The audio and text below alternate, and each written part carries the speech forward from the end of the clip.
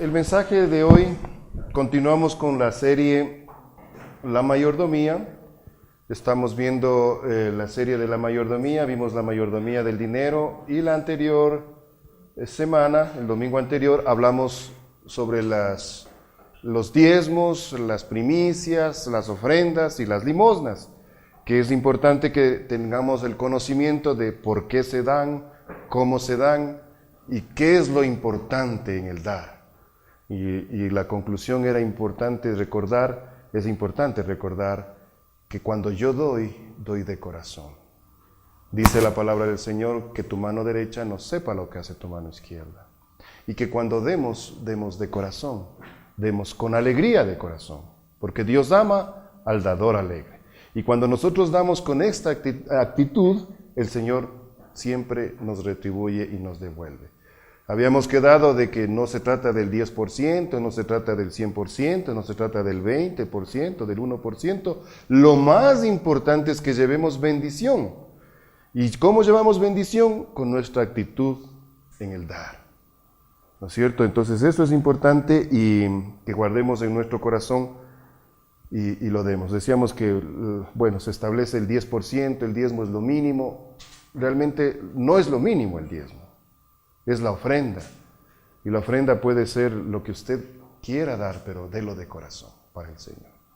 Amén. Eso era en cuanto, y era importante conocer esto porque de aquí vienen los recursos para administrar la iglesia del Señor, para administrar la casa del Señor, suplir todas las necesidades que hay en la casa del Señor, ¿no es cierto? Entonces, nosotros habíamos hablado del ejemplo de una empresa, ¿no es cierto?, que una empresa necesita ingresos para poder sostener, para poder ejercer sus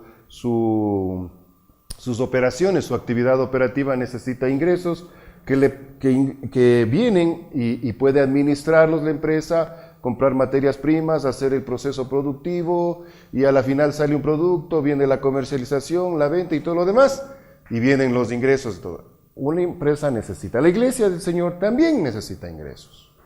Entonces, por eso era importante ver lo que era cada uno de estos temas de la primicia, diezmos, ofrendas y limosnas, que es la forma en que ingresa el Señor. De igual manera, una empresa tiene que ser bien administrada. Una empresa necesita administrarse de buena manera, porque una empresa que es mal administrada va a caer, ¿no es cierto? Siempre hay una empresa lo que quiere es crecer. Quiere maximizar su producción, sacar más réditos y más ganancias y todo. Por eso tiene que ejercer una muy buena administración. Si usted ejerce una mala administración en cualquier empresa, pues simple y llanamente va a fracasar la actividad de esa empresa. Hay empresas que son empresas familiares, se me ocurre en este momento. La casa de Pepito tiene una tienda. Entonces pone en la tienda su actividad comercial, ingresa, ¿no?, la plata. Vende las cosas, compra productos. Pero como es la tienda de Pepito, entonces Pepito cuando necesita la plata va, saca la caja registradora, coge la plata, va y gasta en lo que tiene que gastar. Entonces es la plata de él. Pero esta no es la mejor forma de administrar un negocio, en este caso la tienda de Pepito. Y los que ya conocen, que son algunos de los que están aquí, conocen que en administración no es la forma adecuada. ¿Por qué? Porque debe llevar un control de gastos.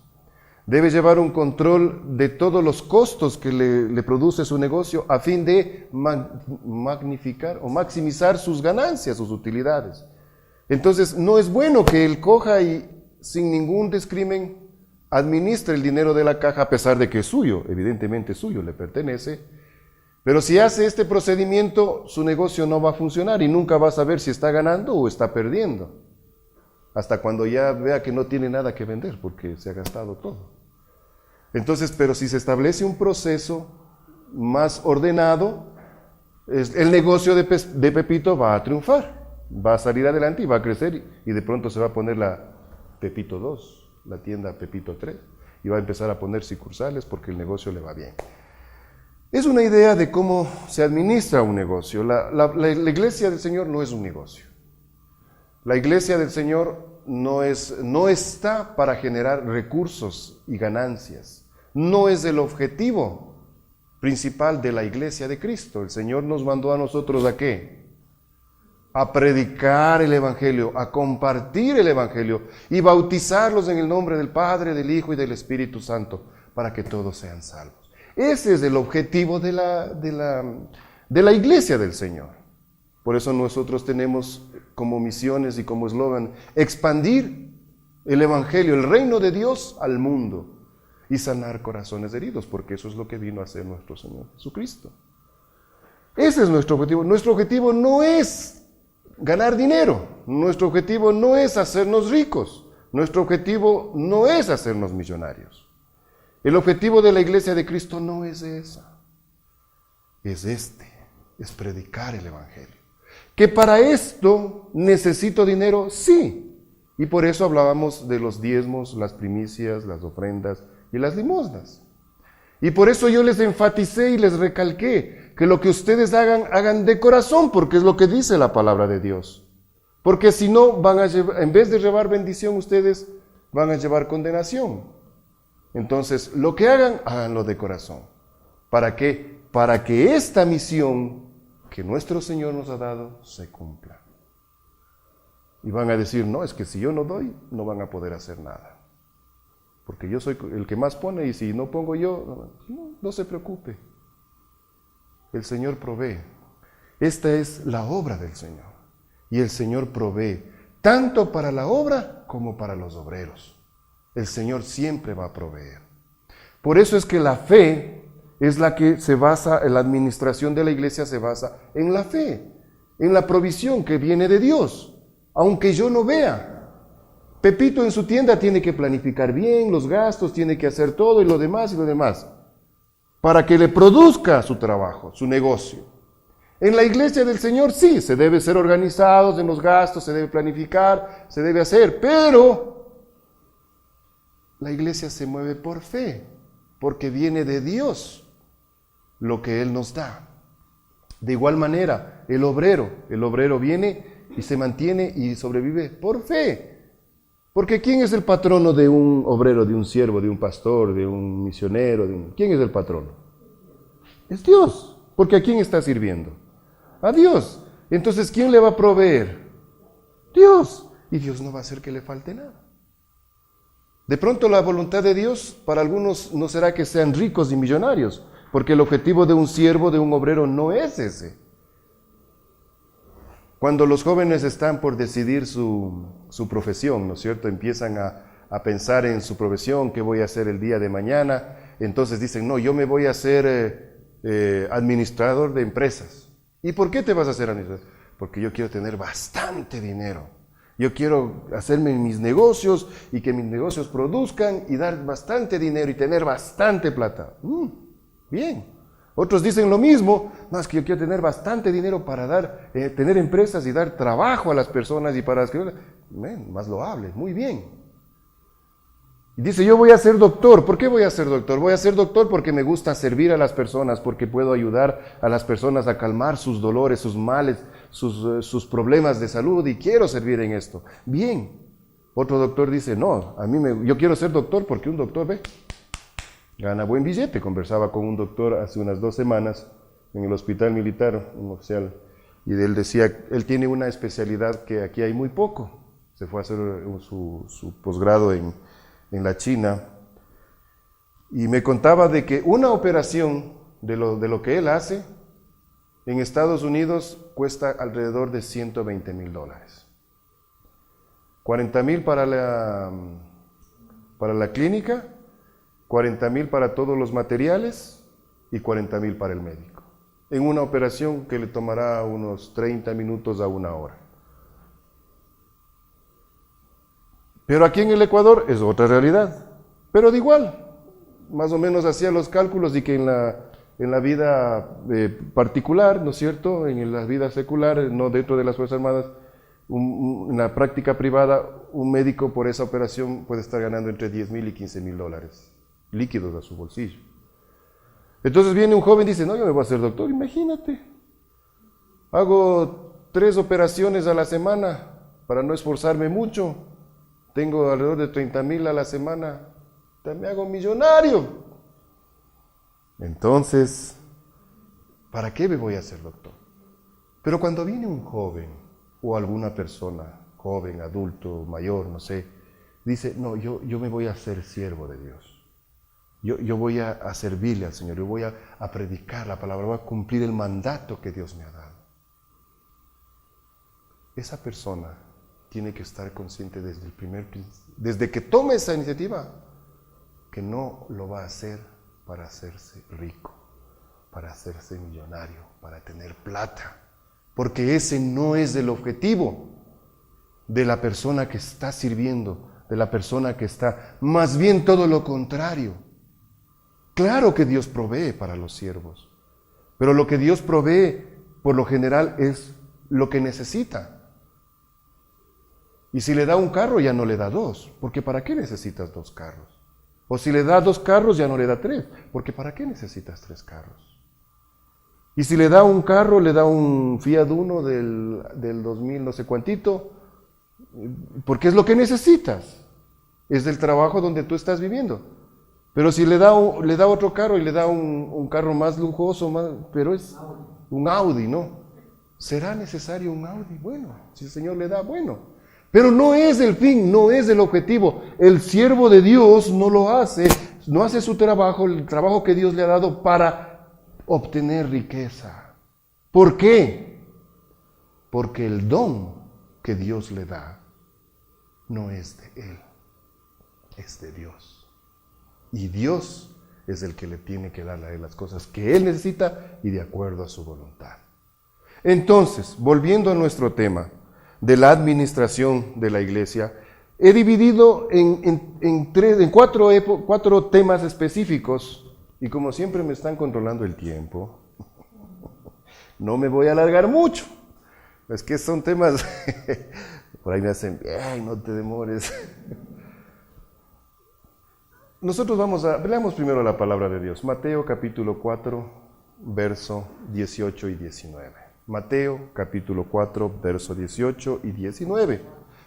Andando Jesús junto al mar de Galilea, vio a dos hermanos, Simón llamado Pedro y Andrés su hermano, que echaban la red en el mar porque eran pescadores. Y les dijo, venid en pos de mí y os haré pescadores de hombres. Eran pescadores, personas humildes. ¿Por qué les pongo este texto para iniciar el estudio? Vamos a verlo más adelante, pero ya les hice una introducción. Porque un pescador nunca iba a ser rico. Un pescador nunca iba a ser millonario. En esa época los que tenían dinero eran los recolectores de impuestos, los sacerdotes, los comerciantes y los gobernantes, los que eran parte de la clase gobernante. Pero los pescadores no, eran parte de, como es hoy día también, de la clase humilde, trabajadora. Entonces, nunca un pescador iba a ser millonario e iba a ser empresa, iba a ser importante. Entonces, les había dicho que hemos dividido en cuatro temas de estudio. Primero vamos a ver cómo se administraba la iglesia en el Antiguo Testamento, de acuerdo a la ley de Moisés, y en la mayoría del Antiguo Testamento, porque conforme fue creciendo la iglesia y pasando el tiempo, fue cambiando la administración. Pero básicamente la idea era la siguiente. Todo el dinero, las primicias, los diezmos, las limosnas y las ofrendas que ingresaban a la iglesia eran para cubrir las necesidades de los sacerdotes. Ese era el objetivo principal. Y por eso muchos sacerdotes en esa época, y hasta cuando vino Jesús eran una clase privilegiada, porque tenían mucho dinero. Todo lo que traían al templo era para ellos, y ese era el mandato del Señor. No es que estaban yéndose en contra.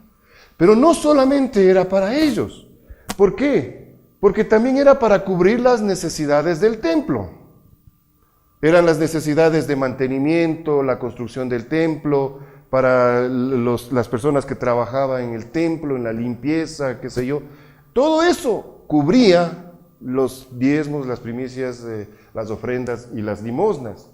Y adicionalmente se utilizaba para cubrir las necesidades de los levitas. Los levitas eran los descendientes de Leví, era la tribu de Leví que era encargada de justamente trabajar en el templo. Hacían todas las actividades del templo, eran los, como decía la Celeste, decía los musicantes, ¿no? Eran los que cantaban la alabanza, los que estaban en el templo, que esté todo limpio, que esté ordenado, servían a los sacerdotes, esos eran los levitas. Entonces el dinero que ingresaba era justamente para cubrir todas esas necesidades. Evidentemente, y a través de la historia, se mencionan muchos casos de sacerdotes que hicieron un mal empleo del dinero. Y eso evidentemente que tuvo consecuencias, y están se me viene a la mente en este momento los hijos de Elí. Si se acuerdan del sacerdote Elí que crió a Samuel, el profeta de Dios, también tenía hijos que eran sacerdotes, porque el sacerdocio en esa época era heredado. O sea, yo soy sacerdote, mis hijos tenían que ser sacerdotes. Obviamente no todos tenían el llamado al sacerdocio. Y en este era el caso de los hijos de Elí, que eran Fines y Omnifines. No recuerdo bien, pero el uno era Fines, del otro no me acuerdo. Omri creo que era el nombre. Bueno, estos dos individuos eran torcidos. Habían dejado corromper por el dinero. Y se cogían primero todo. A los levitas le daban lo que sobraba.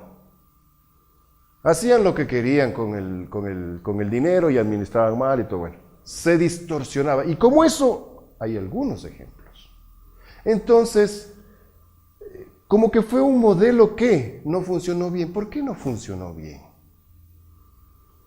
Porque simple y llanamente el hombre, la naturaleza del ser humano, siempre es velar por sus propios intereses. Intereses egoístas, intereses mezquinos. Y la idea del Señor no es esa. La idea del Señor es que el que más tiene, dé al que menos tiene. Y ya vamos a ver más adelante. Pero bueno, esa era más o menos la forma en que se administraba la iglesia en el Antiguo Testamento. Y no se trata de decir que ya fue abolida cuando vino Cristo, o que tiene vigencia, o que no tiene vigencia, no. Eso fue allá. Esa fue la realidad, el antiguo pacto, y de esa manera se manejó. Cuando llegamos a los tiempos de Jesús, es el segundo tema que les decía, la administración del templo, de los recursos de la iglesia, era un poco parecida, con la diferencia de que ya no se les daba a los levitas, y la clase sacerdotal se había vuelto prácticamente una clase elitista, un grupo de personas que manejaban todo lo que era en el templo. Y lógicamente habían negociados, habían negociantes, y todo giraba en torno al dinero. Y los sacerdotes eran personas muy influyentes, no solamente porque eran sacerdotes, sino porque manejaban mucho dinero. Ese fue el escenario en que llegó Jesús, cuando vino Jesús. Y evidentemente Jesús tuvo una actitud diferente cómo manejaban los sacerdotes el ingreso de los dineros y las ofrendas, porque había hasta coacción, había presión, obligación, como no estamos muy lejos de lo que estamos viviendo. Si no traes tu diezmo, si no traes tu ofrenda, si no, te va a pasar esto, y te va a pasar este otro, y tienes que traer la ofrenda, y tienes que traer el diezmo. Y a veces la gente se siente obligada a traer, y lo hace de mala gana, y se distorsiona totalmente la idea de nuestro Dios para los diezmos, las ofrendas, las primicias y las limosnas. Eso existía en los tiempos de Jesús. A la vez, ¿cómo manejaba Jesús la obra para él, ¿no es cierto? ¿Para qué utilizaba el dinero? Ustedes dirán, ¿y Jesús tendría dinero? Y nos vamos al Evangelio cuando el Señor dice, mirad las aves del cielo, las zorras del campo tienen su guarida, las aves del cielo tienen sus nidos, y el Hijo del Hombre no tiene dónde reposar su cabeza. En esta frase del Señor está implícito todo. No sé si ustedes recuerdan que alguna vez les mencioné que, de acuerdo a la ley de Moisés, los levitas y los sacerdotes no podían tener propiedades. ¿Se acuerdan? Porque esa era la ley. Tenían todo, pero no podían tener propiedades. Cuando el Señor viene, dice, yo estoy aquí, yo no tengo nada. Entonces el Señor era un pobrecito mendigo que no tenía ni que vestirse ni que comer. No, claro que había dinero. Y cuando nosotros vemos para qué se usaba el dinero que tenía, justamente era para la predicación de la palabra. Ya vamos a ir viendo. Veamos qué nos dice en Juan capítulo 13, verso 29. El ministerio de Jesús se basó básicamente, el manejo del dinero que tenía Jesús se basaba básicamente en dos cosas. Uno, para la predicación de la palabra, para sus movimientos, porque se desplazaba a lo largo de toda la tierra de Israel, porque algunos pensaban, puesto que Jesús tenía la bolsa, que Jesús le decía, compra lo que necesites para la fiesta, y que diese algo a los pobres. ¿Qué nos denota esto? Primero que sí había un recurso, sí había una bolsa, o sea, sí había dinero. El ministerio de Jesús sí tenía dinero, y no poco, según lo que se sigue, porque ¿cuántas personas le seguían al Señor? Miles. Pero el Señor no tenía nada, porque ese dinero no era de él, ese dinero era administrado. Y ni siquiera él lo administraba, ni lo tenía en su bolsillo. ¿Quién lo tenía? Judas tenía la bolsa. Y no solamente es en este texto, cuando ya van a hacer la última cena y justamente le da disposiciones, ¿se acuerdan que estaban ahí, no? Y le dice, lo que tengas que hacer, hazlo ya, le dice el Señor a Judas. Entonces ahí es cuando muchos dicen, no, de pronto le está diciendo para que vaya a pagar lo que se ha gastado aquí en la cena, o para que vaya de la bolsa a dar dinero para los pobres. Pero solamente Judas y el Señor sabía lo que le estaba diciendo que le vaya a hacer ya, lo que se había planificado, porque había recibido 30 monedas de plata por esto. ¿Recuerdan cuando Jesús estaba y llegó esta mujer y derramó ese perfume costosísimo en los pies de Cristo y enjugó con su cabello, enjugó los pies del Maestro? ¿Cuál fue el primerito que reclamó? Judas. Pero ¿cómo, mujer, vas a hacer esto? Este perfume, ¿cuántos pobres hubiéramos dado de comida? ¿Cuántos pobres con todo este dinero que has desperdiciado? Y ahí hay una reflexión en la palabra de Dios que dice, pero esto lo decía no porque estaba preocupado por los pobres, sino porque él siempre sacaba su tajada de la bolsa del Señor. ¿El Señor sabía que Judas hacía esto? Por supuesto que sabía. Bueno, el objetivo de ver cómo se administraba y cómo el Señor nos da ejemplo de cómo se debe ir administrando es justamente para la predicación de la palabra. ¿Se acuerdan cuando Jesús llegó a Samaria, ¿no es cierto? Y se quedó hablando en el pozo ¿con quién? Con la mujer samaritana, una mujer de la vida fácil, una mujer muy, digamos, de dudosa reputación, que no era muy considerada y respetada, y el Señor se sentó a conversar con él. Y vienen los discípulos, maestro, nos estamos yendo a comprar comida para comer. Y dice, no, mi alimento es hacer la voluntad de mi Padre, vayan ustedes. ¿Qué les da a entender?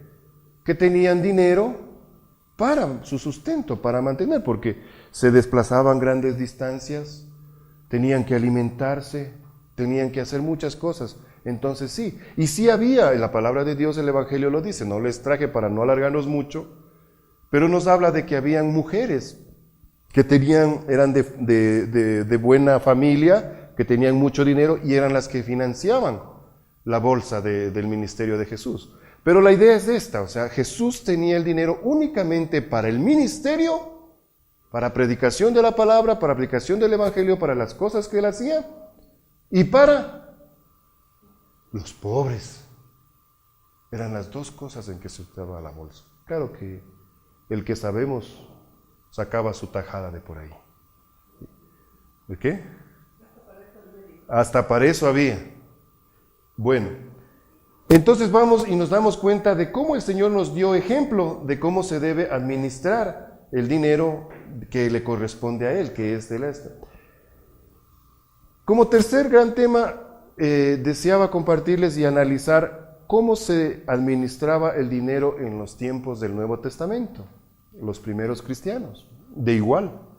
Había también ingresos, y recuerdan cuando nosotros leímos en Hechos, que tenían todas las cosas en común y que traían las ofrendas y daban, y los que tenían propiedades las vendían y las traían a los apóstoles y ponían a los pies de los apóstoles. ¿Para qué? Para que no falte el sustento en la casa del Señor. En esa época en la iglesia no existía templos. ¿Por qué no existían templos? Porque eran perseguidos, porque no tenían libertad para poder reunirse, para poder predicar el evangelio. Entonces se reunían ¿en dónde? En las casas se reunían y estaban allí. Y se reunían ellos, y donde habían las sinagogas, se reunían en las sinagogas los que podían reunirse en las sinagogas.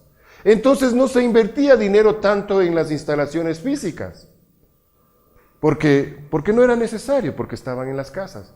Y el dinero se lo utilizaba únicamente para la predicación de la palabra y para sostener a los necesitados, las viudas y los huérfanos. Se hace mucha referencia en esta época a las viudas y a los huérfanos. ¿Por qué? Porque la sociedad en esa época, una mujer que quedaba viuda, estaba sentenciada a la pobreza.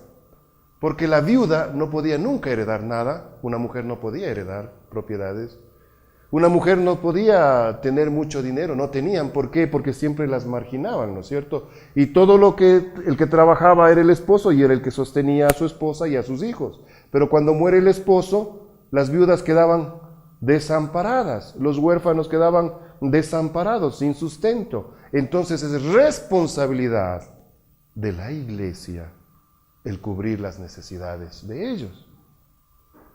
Era parte fundamental, y si ustedes se ponen a analizar en el hacer estudios del Nuevo Testamento, se van a dar cuenta de esto. Repito, por falta de tiempo no les he detallado totalmente los textos en los cuales manifiesta, pero esa era la forma normal de ser. Entonces, en los tiempos de los primeros cristianos en el Nuevo Testamento, las ofrendas y todos los ingresos eran para cubrir las necesidades de los que predicaban. Vamos a Filipenses capítulo 4, verso 15 y 18.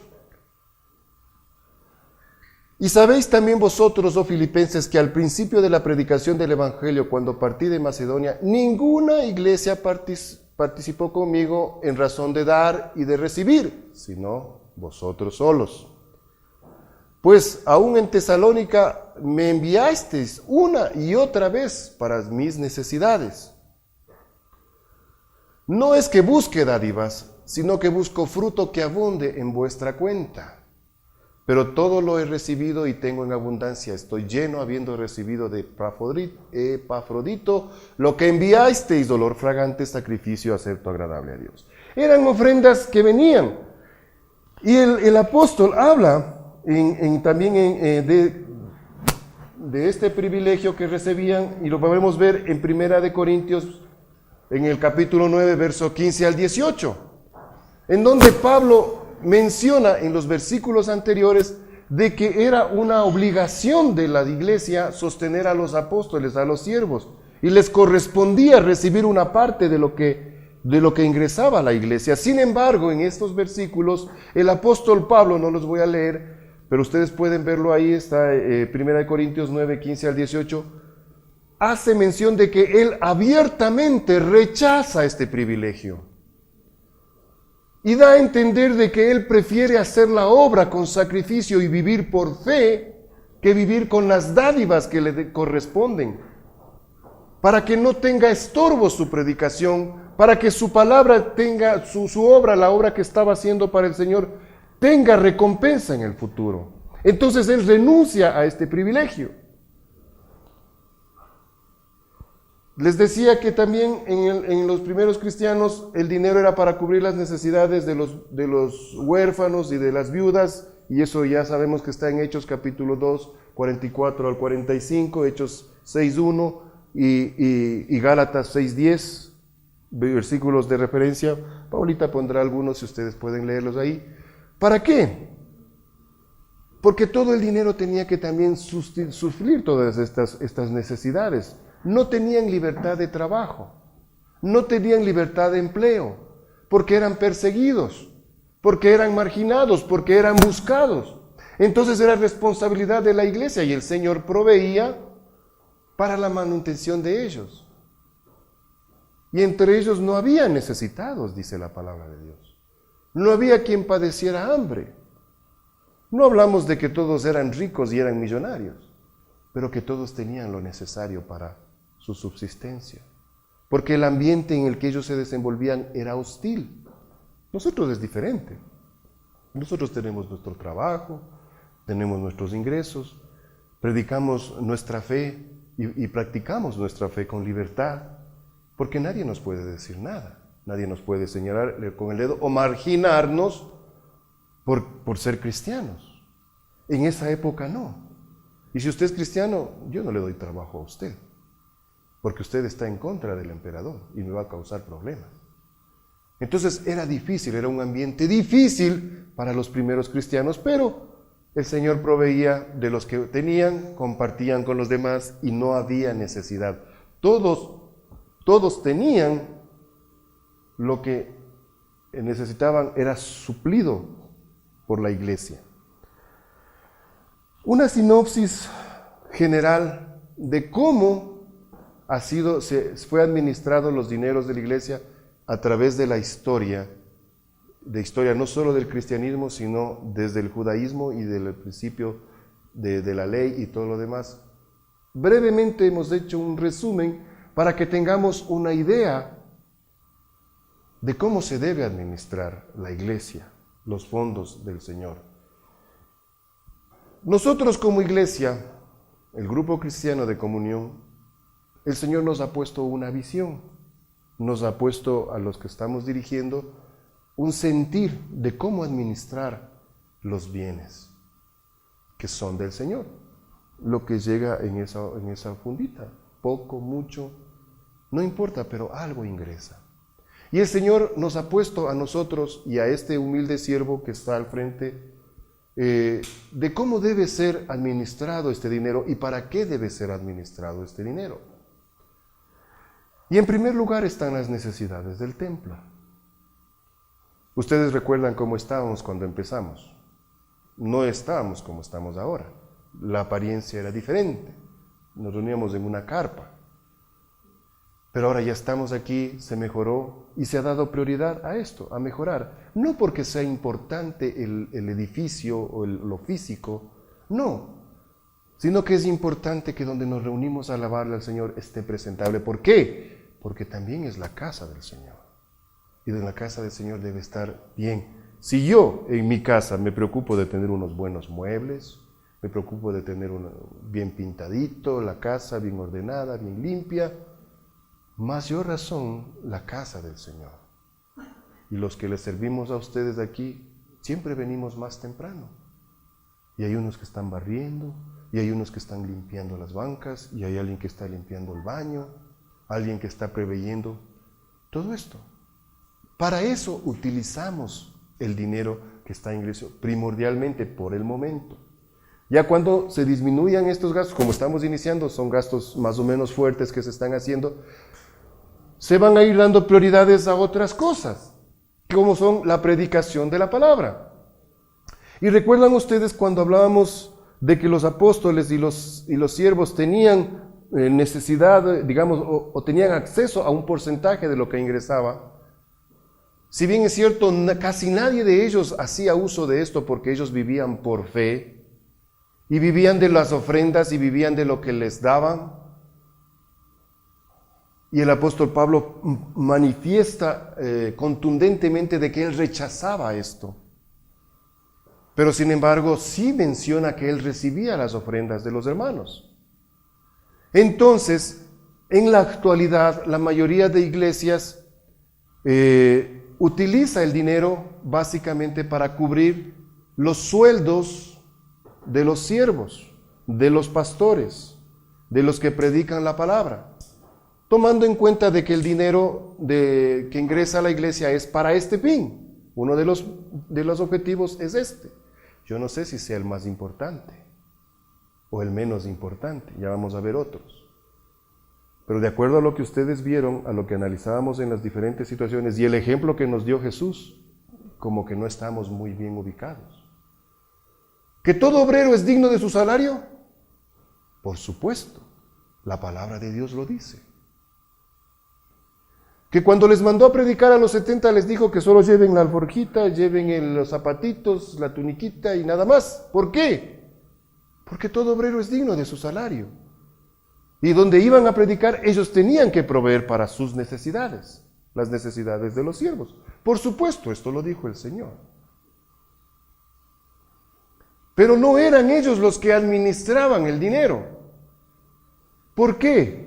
Porque normalmente cuando uno empieza, y este es uno de los grandes errores en los que caen muchas personas, muchos siervos de Dios, y es causa de destrucción de iglesias incluso, y de lastimar corazones incluso de otras personas.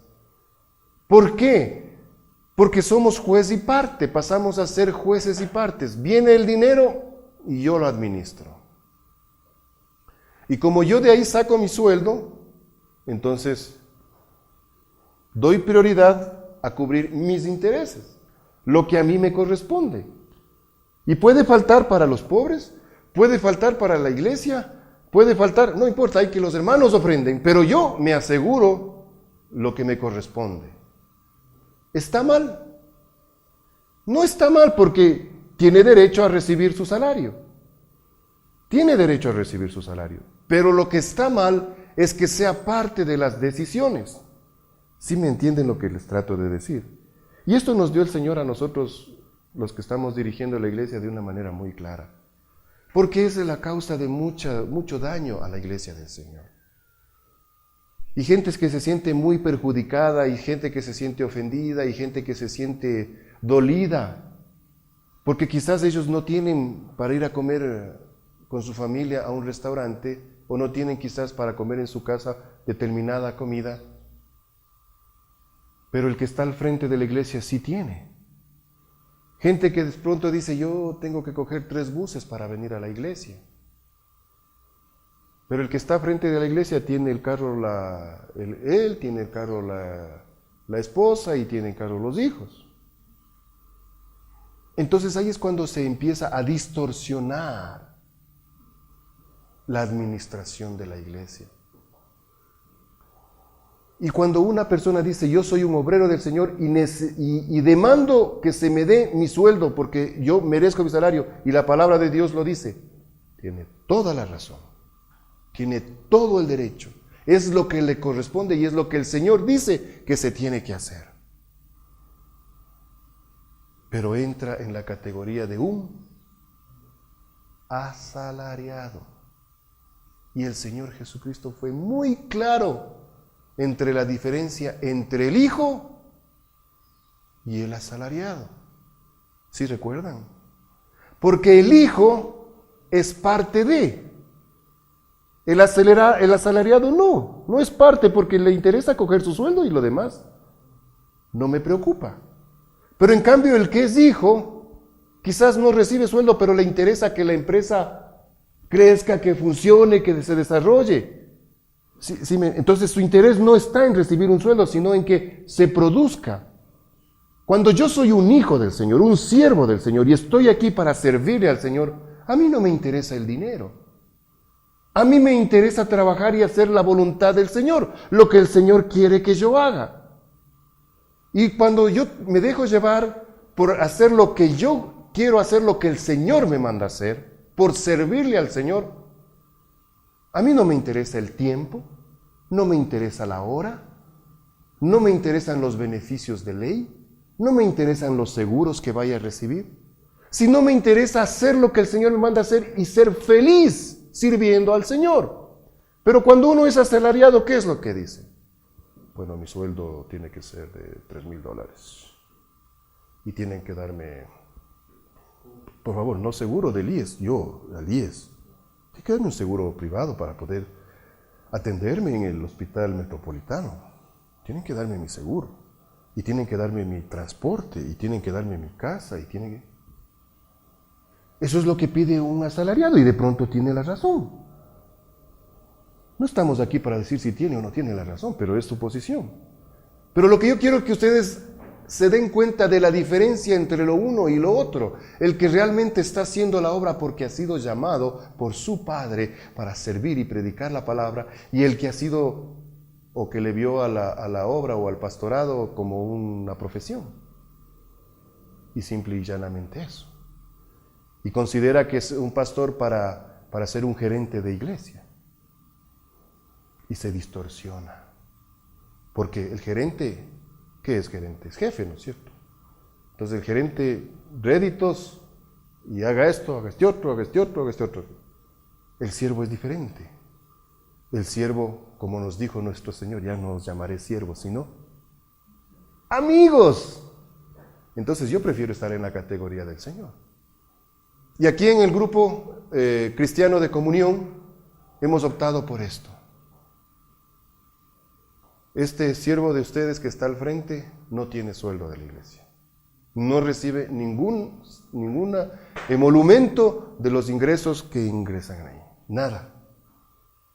No tengo ni sueldo, ni seguro, ni nada por el estilo. Y yo fui muy franco con los hermanos que empezamos. Porque sí hubo, ¿no? No, pero mi hermano, sí debes recibir algo. Y la gente de afuera y mi familia me decía, pero tienen que pagarte algo porque al final estás haciendo un trabajo. No, a ver, un ratito. Yo estoy trabajando para el Señor. Y el Señor me proveerá de donde tenga que proveerme. Y como hizo Pablo, yo renuncio. ¿A Pablo le faltó algo alguna vez? ¿Se acuerdan lo que leímos? Tengo todo. Y hasta estoy con demasiado, dice, por lo que ustedes me han dado. Y a ustedes les digo, yo de esa bolsa no voy a recibir nada. Pero si viene el Estevitan, Pepito, para las colas, una ofrendita, o no, yo pago, no te preocupes. Son cosas que ya nacen del corazón de ustedes, pero están fuera de esto. ¿Por qué? Porque yo no puedo recibir nada de allí. ¿Por qué? Porque yo estoy tomando decisiones en la administración de ese dinero. Y al momento en que yo tengo algún interés al recibir un sueldo, me voy a preocupar de que parte de ese dinero se asegure para asegurar mis ingresos. ¿Sí me entienden? Esto lo puedo hacer hasta inconscientemente, por más buena intención y buena voluntad que tenga. El hombre siempre busca su interés. El hombre siempre busca satisfacer su carne, por lo general. No siempre. Hay excepciones, honrosas excepciones. Pero yo fui muy claro con los hermanos y les digo, como yo voy a estar al frente de la iglesia, yo no tengo participación. Y ayer compramos esta mesita. Encontramos esta mesa, ¿qué te parece? Está bien, perfecto, no me puedo agachar, no me agacho, no necesito agacharme, nada bien. Veamos qué dicen los demás al respecto, porque habían algunas opciones. Sí, está bien, lo hacemos. ¿Sí se dan cuenta cómo se administra aquí? Y aquí no es que, por ejemplo, se recibe todo esto. Aquí alguien firma, entró tanto y tanto. Y cuando sea el tiempo, aquí se presentará, cuando sea el año, se va a presentar un informe anual de todo lo que ingresó, en qué se gastó y todo lo demás. Pero dentro de los que estamos dirigiendo la iglesia, hay un reporte mensual. Se gastó tanto en tanto, se gastó tanto en tanto, se gastó tanto en tanto, hay un saldo de tanto. Todo estamos llevando. Y no es una persona, o dos personas, o una familia, para evitar justamente el tener que hacer lo que hacía Judas.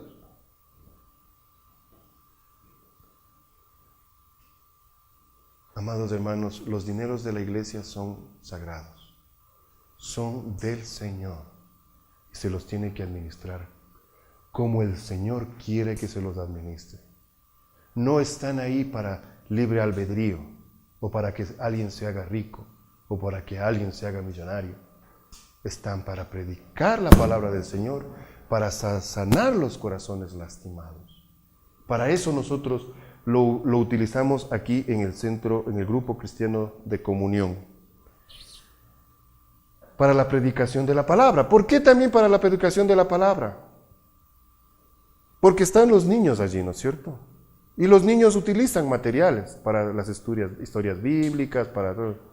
Y hay hermanos que no se preocupen, yo llevo las copias de la lección o las hojitas para pintar. No hay problema. Pero ¿quién es el llamado a suplir eso? ¿Quién es? La iglesia de ese dinero. No tiene por qué salir del bolsillo de nadie. Pero si alguien quiere hacerlo, gloria a Dios. Pero yo no le voy a decir, Edison, si vos no traes el refrigerio para los niños de la escuela dominical, eres un pecador. No le puedo decir eso. Porque él tiene que hacer lo que está en su corazón, conforme a lo que Dios pone en su corazón. Y si él algún día dice, Pepito, yo voy a llevar el refrigerio para los niños ahora, no se preocuparán, ¿no? Amén, hazlo. Llévate la bendición. Pero es responsabilidad de la iglesia.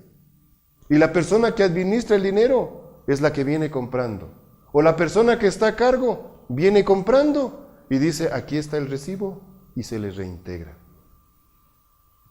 Pero si alguien quiere hacerlo, amén, llévese la bendición, porque ustedes saben que Dios no es deudor de nadie y el que ofrenda va a recibir. Amados hermanos, todo esto tiene que ser con transparencia. Para la predicación de la palabra, ¿por qué? Porque necesitamos un micrófono. Ya les dije que estas cosas son prestadas. La iglesia necesitan estas cosas. Entonces, para eso también utilizamos. Estamos pensando, y les pongo en oración, para en diciembre, Dios mediante, hacer un buen programa de Navidad. Estamos pensando, Dios mediante, hacer un retiro de la iglesia. Hicimos ya un domingo de la familia. Y qué lindo que fue, poder decir, ve, no tienes que pagar nada.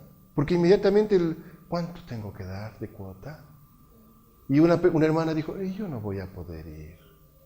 ¿Pero por qué no va a poder venir? Es que no tengo dinero. Por favor. Es una actividad de la iglesia. Y qué lindo que estábamos ayer con unos hermanos conversando y en otra iglesia tenían el mismo sentir. Y organizaban retiros. ¿Saben cuánto era la cuota para ir al retiro? $0. Porque todo cubría la iglesia.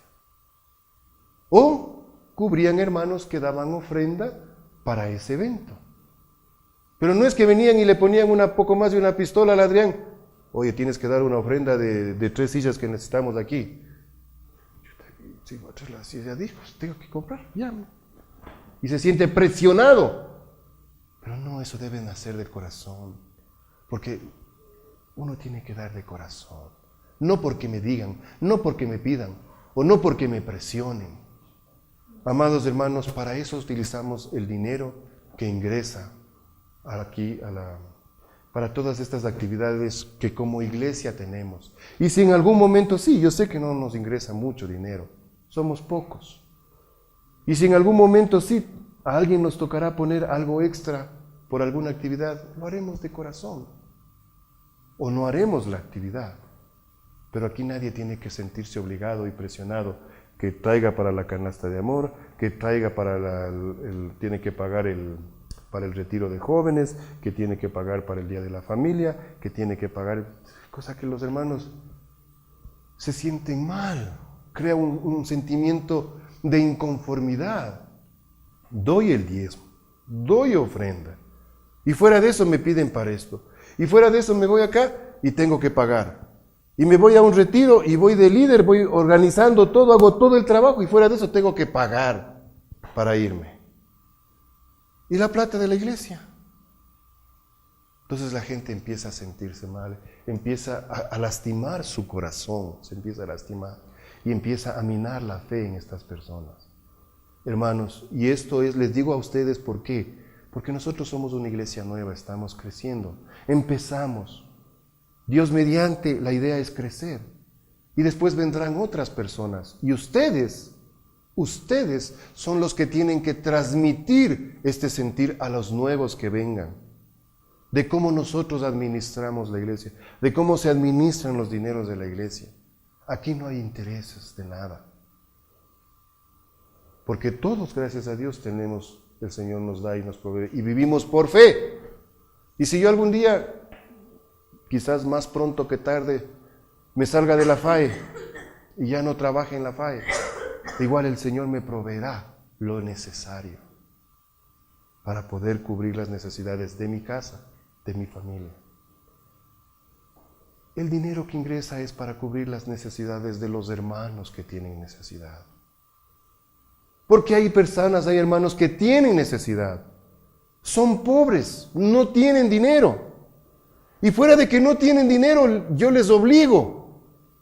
Y recordamos a aquella viuda que venía con vergüenza, tapando sus 2 moneditas blancas para que no haga ruido, con vergüenza. Pero dio todo lo que tenía a pesar de que era pobre. Era todo su sustento y lo dio al Señor. Pero nadie le obligó a ella a hacerlo. ¿Quién le dijo? Verás, viuda, si no das, te vas a morir de hambre. Verás que tienes que dar para el Señor. No, ella en su corazón sintió coger todo lo que tenía y lo puso. Y como les dije, yo estoy seguro, y la palabra de Dios no lo dice, pero yo estoy seguro que esa señora salió, esa viuda, y el Señor le proveyó mucho más de lo que necesitaba. Y de pronto Jesús le debe haber dicho: ve, Judas, hazte cargo de la viuda. Porque para eso sí leímos, ¿no? ¿Sí se acuerdan? Porque el Señor le decía lo que tenía que hacer Judas. No le interesaba al Señor cuánto había. Solo le decía: haz esto. Amados hermanos, nosotros tenemos que preocuparnos de nuestros hermanos. Por eso es que digo, yo no puedo recibir un sueldo de allí. Porque yo no puedo estar tranquilo recibiendo un sueldazo, cuando de pronto mi hermano con el sueldo básico tiene que defender su familia de 4 hijos. ¿Me explico me entienden lo que les trato de transmitir? Eso es lo que el Señor ha puesto en nuestro corazón, como grupo cristiano de comunión. Y así, Dios mediante, nos vamos a guiar hasta cuando el Señor venga. Porque esta obra nadie la va a parar. Esta obra va a seguir y va a continuar y va a seguir creciendo con estos principios de administración que son los que el Señor nos ha dado. Pero la misión de la iglesia no termina con los hermanos en Cristo, con los necesitados de aquí, de la iglesia. La iglesia del Señor también tiene que servir al mundo, a los necesitados, a los pobres en general, los que están por allí afuera, al mendigo que anda por la calle. Y es uno de los propósitos y uno de los objetivos de que Dios mediante, cuando el Señor ya nos consolide un poco más como iglesia y nos consolide un poco más económicamente y el Señor provea y podamos gestionar ayuda, no sé, un albergue, no sé, atención médica, no sé, a todas esas personas que están por allí necesitados, que de pronto no tienen qué comer. Esa es responsabilidad de la iglesia. Pero sí se va bien el proceso como es. ¿Cuáles son las prioridades que se tiene con ese dinero? Y no es que seamos injustos con el mundo y dejarlos al último, no. Lo que se trata es de dar primero a los de la casa para cubrir las necesidades de los demás. Y es cuando administrábamos la mayordomía del dinero, recuerdan, que el padre de familia tiene que primero responder ¿por quién? Por los de su casa. Un padre de familia no puede preocuparse del hermanito para que sus hijos no coman. El padre de familia tiene que primero dar el pancito a sus hijos y después al que necesita. Esas son las prioridades. Y aquí también establecemos prioridades en la administración del dinero de la iglesia. Primero las necesidades del templo, las necesidades de la predicación de la palabra, en donde están instituidas las cosas que se necesitan para servir al Señor. Y en algún momento determinado, cuando ya se crezca en número y se crezca la iglesia y se necesite contratar un pastor, pues sí, contrataremos un pastor, un asalariado, que va a cumplir sus funciones, pero él no va a tener decisiones dentro de lo que es la administración de la iglesia. Cumplirá su función como siervo del Señor y las funciones que se le determinen y no va a participar en esto. Porque para participar en esto no tiene que haber intereses. ¿Sí me entienden la idea, mis hermanos? Esa es la forma en que nosotros vamos a administrar el centro cristiano, tratando de ser lo más justos y lo más pegados a la realidad de lo que dice la palabra de Dios, cómo manda el Señor. Y me tomé el tiempo para hacerles un análisis del Antiguo Testamento, de los tiempos de Jesús, del Nuevo Testamento. Incluso hemos comentado cómo administran ciertas otras iglesias en la actualidad. ¿Para qué? Para que nosotros cojamos de todos ellos lo bueno, lo que está más cerca de lo que dice la palabra, y lo ejerzamos. Amados hermanos, repito, y quizás desde el punto más álgido, ¿un obrero es digno de su salario? Por supuesto que sí, es digno de su salario. Pero si yo recibo un salario, no puedo administrar esto, porque voy a dejarme llevar por mis intereses. Y yo he renunciado a un salario, ¿por qué? No porque quiera administrar esto, porque yo quiero tener el privilegio, como dice el apóstol Pablo, y la dicha de poderle servir al Señor sin recibir nada a cambio. Cosa que cuando yo llegue ante el Señor y le diga, Señor, he luchado por hacer lo que tú me has mandado y he tratado de cumplir y es lo que he hecho. Y Él diga, ven, buen siervo fiel, sobre poco has sido fiel, sobre mucho te pondré. Entra al reino de tu Señor. Y poder yo entrar con la frente en alto y decir, Señor, vengo con las manos limpias, porque nunca intenté tomar nada de allí, porque nunca me robé un dinero que te corresponde a ti, o porque nunca puse mis intereses antes que los tuyos. ¿Me entienden, hermanos? Quizás no sea mucho este mensaje del día de hoy, algo como decir para que nos ayude nuestra salud espiritual, nuestro crecimiento espiritual, pero es importante que ustedes conozcan cómo vamos a administrar el grupo cristiano de comunión, porque ustedes son parte son los fundadores, son los que estamos empezando. Y no nos vamos a quedar con las 30 personas o 40 personas que estamos ahí. ¿Por qué? Porque tenemos que expandir el reino de Dios. Y cuando ya seamos, Dios mediante 100, cuando seamos 200, no sé cuánto el Señor, hasta cuánto nos hará crecer, podamos seguir manteniendo este principio. Amén. Quiero concluir diciéndoles, lo que ustedes hagan, háganlo de corazón. Lo que ustedes den de corazón, no por obligación. Y esa es una de las primicias básicas en la palabra de Dios. Y va a ser uno de los puntos importantes, de la doctrina importante de este grupo cristiano de comunión. Yo no le voy a poner y decirle, pecador, el Javier no ha dado el diezmo. O yo enseguida ir a ver si está el sobre o el cheque con el nombre del Javier, no ha dado el diezmo. Pecador, hermano. No, jamás. Porque cada uno tiene que dar lo que siente en su corazón, lo que pone el Señor en su corazón. Pero sí les pido que den. Sí tienen que dar. Pero den de corazón.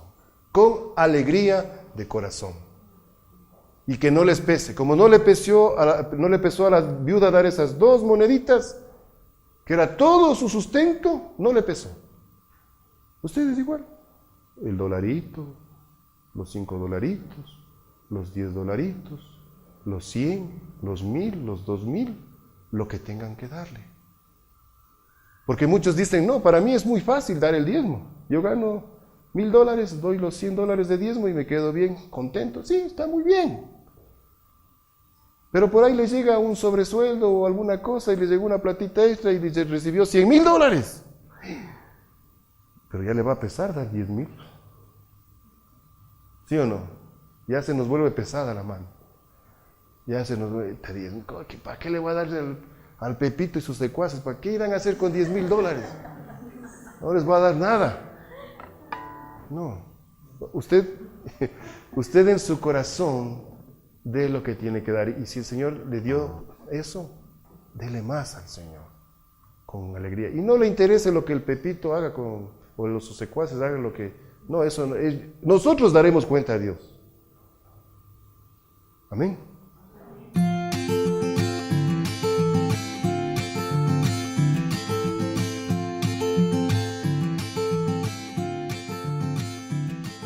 Sentado